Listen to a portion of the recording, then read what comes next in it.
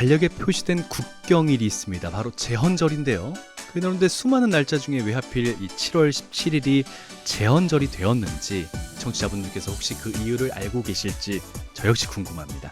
알고 보면 엄청난 역사적인 의미가 담겨 있다고 하는데요. 그 내용을 오늘 최수영 시사캐스터께서 자세히 풀어드리도록 하겠습니다. 안녕하세요. 네, 안녕하세요. 최수영입니다. 네, 반갑습니다. 네, 아나운서님 혹시 살면서 법 없이도 좀 살 사람이다 이런 칭찬 들어보신 적 있나요? 솔직히 그 내용은 못 들어본 것 같습니다. 아, 그래요? 간접적으로라도 간접적으로 주변에 몇 명이 있어요. 그래요? 이 친구는 진짜 말씀하신 것처럼 법 네. 없이 살 것 같다 라는 생각은 해봤는데 네. 어쨌든 뭐 그 내용은 법 없이도 잘 살 만큼 뭐 성실하거나 남한테 피해 주지 않는 그런 착한 분들이다, 보편적으로 이렇게 받아들이지 않나요? 맞아요. 예. 그런 의미인데 사실 이게 역사적으로 보면 예. 진짜 법이 없던 시절엔 오히려 그런 사람들이 살기가 너무 힘들었다고 합니다. 그래요. 권력자들이 이제 법이 없으니까 좀 네. 자기들 마음대로 규칙을 바꾸고 또 내가 땀 흘려 열심히 일해서 뭐 돈을 벌고 집을 사도 네. 힘 있는 사람들이 이제부터 내 거다라고 뺏어가면 네. 그걸 마땅히 규정해줄 만한 법이 없었기 때문인데요. 그러네요. 따라서 이제 힘없는 사람들도 네. 국가나 강자의 횡포로부터 재산과 몸을 좀 보호하고 안전하게 살 수 있다라고 국민의 기본 권리를 선포한 날이 바로 이번 주 금요일인 제헌절입니다. 그러네요. 국민의 기본 권리를 딱 선포한 네. 그날 제헌절에 대한 오늘의 주인공이 네. 되겠습니다. 제헌절이. 그러니까 오히려 법이 없으면 네. 되게 뭐 성실하거나 착할수록 내 권리를 침해당해도 맞아요. 그걸 어떻게 보상받거나 제재를 가할 수 있는 그런 법적인 근거가 없는 거 아니겠습니까? 네, 맞아요. 자, 그런데 이번 주 금요일입니다. 이 제헌절이 7월 17일로 딱 정해진 이유를 말씀해 드리겠다라고 설명해 드렸어요. 맞습니다. 이유가 있나요? 네, 이게 우연이 아니라 좀 계산된 날짜였다라고 계산이 하는데요. 되어 있다. 네, 네. 이 태조 이성계가 조선을 세우고 왕위에 오른 날이 음력 7월 17일이었어요. 아, 이 상징적인 날짜의 숫자만 그대로 양력으로 가져와서 제헌절로 정했다라고 합니다. 잠깐만요. 그러니까 조선 건국일에 네. 음력 숫자 7월 17일이었습니다. 당시. 네, 맞아요. 그걸 그대로 따온 거군요. 근데 지금은 이제 음력을 안 세다 보니 그렇죠. 양력이죠. 양력으로 바꿔서 7월 17일로 고정을 시켰습니다. 자, 그런데 대한민국의 헌법을 공포하는 나라고 조선 왕조가 세워진 날이 구체적으로 어떤 연관성이 있는 건가요? 네, 이 조선 왕조가 시작된 바로 예. 그날에 네. 조선 왕조의 문을 닫고 국민의 나라를 열겠다라는 어떤 포부였는데요. 그러니까 당시 재헌국회 의원들이 날짜를 정할 때 좀 네. 고민이 많았다고 합니다. 그래요. 그때 우리가 이 500년 넘게 이어온 조선이라는 국가의 역사적 뿌리는 좀 그대로 이어가되 예. 이제는 왕이 아니라 국민이 진짜 주인이 되는 나라로 선포하자라면서 일부러 조선 건국일에 맞춰서 헌법을 공포한 겁니다. 그러네. 그러니까 옛 역사의 가장 상징적인 날을 좀 가져와서 네.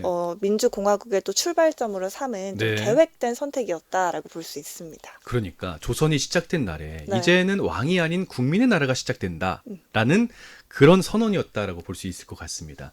7월 17일 이렇게 날짜 하나에도 이런 깊은 뜻을 담아놨네요. 그렇죠. 전 전혀 몰랐거든요. 사실 저도 이번 좀 준비하면서 새로 알게 됐습니다. 그러네요. 네. 또 이번 그러니까 2026년 네. 7월 17일이 이제 빨간 날이잖아요. 그렇죠. 그래서 아무래도 더 다시금. 반갑지 않을까 이런 생각을 가져보는데 오늘 이 뜻깊은 대한민국 최초의 헌법 도대체 누가 만들었을지도 역시 궁금하거든요. 당시 좀 과정이 엄청 복잡하고 좀 순탄치는 않았을 것 같다는 생각이 맞아요. 들거든요. 사실 정말 무에서 유를 창조하는 대장정이었는데요. 예. 광복 이후에 좀 제대로 된 법 체계가 없던 시절이잖아요. 이때 대한민국의 헌법 뼈대를 거의 혼자서 다 짜다시피 했던 인물이 등장합니다. 바로 초대 헌법 기초위원장을 지낸 유진호 박사인데요. 유진호 박사님. 네, 유진호 박사님. 이 재밌는 건 이분이 법학자였기도 하지만 네. 당시 대중들에게는 김강사와 티교수라는 소설로 좀 유명했던 스타 문학가였다고 합니다. 스타 문학. 네. 그러니까 소설가네요. 맞아요. 유진호 박사님이 법을 만든 소설가입니다. 네.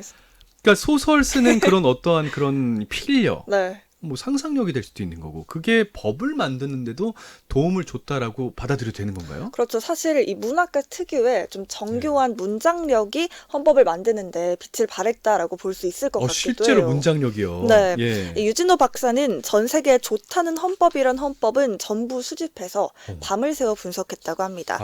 그리고 당시 이 미국식 제도와 유럽식 제도의 장점을 좀 뽑아서 예. 몇 주 만에 대한민국 최초의 헌법 초안을 뚝딱 만들어내게 됩니다. 재밌습니다. 맞습니다. 네. 그러니까 나라의 기틀이 되는 법을 단 몇 주 만에 싹싹 긁어서 만들어낸 거잖아요. 초안을. 그렇죠. 네. 근데 그렇게 만든 초안이 지금 우리가 아는 헌법이랑 내용이 거의 똑같나요?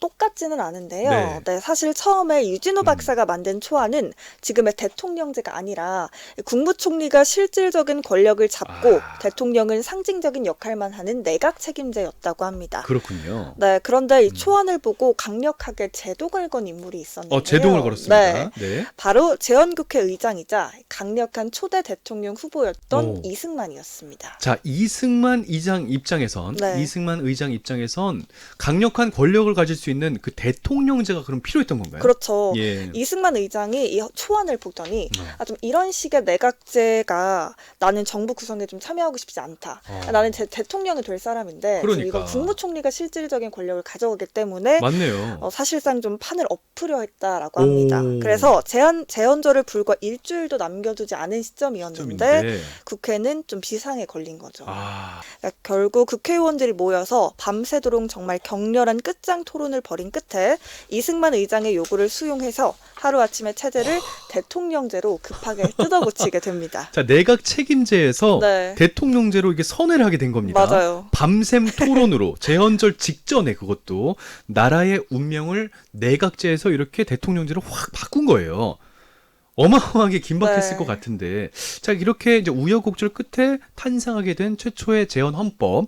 우선 재헌 국회에 우리 강원도 출신 의원들이 있는지가 궁금한데, 강원 지역에서는 혹시 계신다면 네. 어떤 분들이 좀 참여를 하셨을까요? 물론 계셨는데요. 계시나요? 네, 네. 당시 강원도 지역구에서도 음. 총 12명이 재헌 의원으로 선출이 돼서 아, 이 역사적인 헌법 제정 과정에 참여를 했습니다. 좋습니다. 대표적으로 춘천에서는 네. 신탁 통치 반대 운동에 적극적이었던 최규옥 의원이 있었고요. 오. 우리 원주에서는 이 훗날 원주 육민관 고등학교를 설립하기도 했던 홍범희 의원이 활약했다고 합니다. 그렇군요. 네, 또 예. 횡성에서는 원용균 의원이, 예. 홍천에서는 훗날 국회 부의장까지 지내며 지역 교육 기틀을 닦았던 이재학 의원 등이 참여했다고 하네요. 자, 말씀해 주신 것처럼 춘천, 원주, 홍천, 횡성 등지에 있는 그런 의원분들께서도 참여를 하셨어요. 네. 이렇게 우리 지역 강원도 출신 의원들이 우리 헌법의 탄생의 그 시작점에 함께 했다는 게 되게 뭔가 벅찬데, 네.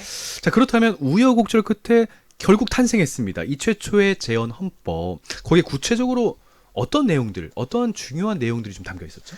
지금 들어도 좀 혁신적인 내용들이 담겨 있었다고 아, 하는데요. 진짜요? 예. 네, 일단 딱 두 가지를 짚어보자면 네. 첫째는 헌법 제1조, 많은 분들이 알고 계신 건데요. 헌법 제1조입니다. 네. 대한민국은 민주공화국이다. 대한민국의 주권은 국민에게 있고 모든 권력은 국민으로부터 나온다였습니다. 야. 35년 동안 사실 네. 우리나라가 좀 일제에게 주권을 빼앗겼잖아요. 맞습니다. 그랬던 국민들에게 이제 이 나라의 주인은 당신이다라고 법으로 좀 명확하게 못을 박은 겁니다. 아, 그래서 이 문장력이 중요했다고 말씀하신 네네네. 것 같아요. 진짜 뭔가 지금 들어도 웅장해지는 그런 어떤 맛이 있는 그런 명문이에요. 맞아요. 대한민국은 민주공화국이고 대한민국의 주권은 국민에게 있다. 모든 권력은 국민으로부터 나온다.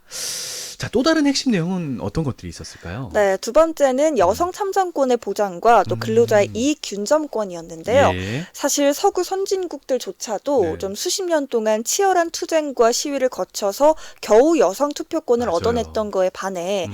대한민국은 건국과 동시에 처음부터 네. 남녀 모두에게 동등한 한 표를 부여했습니다. 맞습니다. 건국 첫 단추부터 아무런 차별 없이 어. 보통 선거를 보장한 건 사실 좀 세계적으로 봐도 좀 드문 사례라고 볼 수가 맞습니다. 있는데요. 예. 또 이제 음. 여기에 더해서 노동자가 기업의 이익을 나누어 가질 수 있는 권리까지 법에 명시했을 정도로 좀 국민들의 평등한 권리를 굉장히 고민했던 흔적이 담겨 있다라고도 볼 수 있어요. 그러네요. 여러 가지 잘된 사례들을 많이 종합을 하고 참고를 하다 보니까 네. 당시 최초인데도 이렇게 되게 수준 높은 맞아요. 그런 헌법이 탄생했던 것 같습니다. 근데 여기서 말씀해 주셨던 그 이익 네. 균점권 있잖아요. 네네. 이건 어떤 거죠? 이게 이제 노동자들이 기업의 네. 이익을 똑같이 나눠서 가질 수 있는 아. 이 노동자들의 권리를 좀 보장해주는 법이라고 합니다. 이게 지금 헌법에 남아 있나요? 그런데 사실 잘 짚어주셨는데 네. 헌법에는 지금 남아있지 않습니다. 아, 지금 사라진 상태고요. 네, 이게 예. 재헌헌법에 포함되어 있던 이 이익균점권이 네. 1962년 박정희 군사정부 시절 이루어진 제5차 헌법 때 좀 삭제가 됐습니다. 네. 당시 국가 주도의 좀 급격한 경제 개발을 추진하는 과정에서 자유시장 경제 체제나 민주주의나 또 기업의 활동을 좀 위축시킬 수 있다. 이런 우려 때문에 폐지가 된 건데요. 예. 지금은 이게 직접적으로 명시가 돼 있지는 않지만 그 대신 뭐 이공유제나 사내 근로복지기금 등 그 정신이 좀 간접적으로는 이어지고 있다라고 합니다. 사내 근로복지기금이 네. 거슬러 올라가면 헌법 최초의 헌법에 그 뿌리가 있었던 거네요. 그렇죠. 이 균정권이었죠. 그러네. 네. 우리 지금 함께하고 계신 청취자분들 중에서 근로자분들께서는 네. 그 점을 또 그 기억을 해주시면 재밌을 것 같습니다.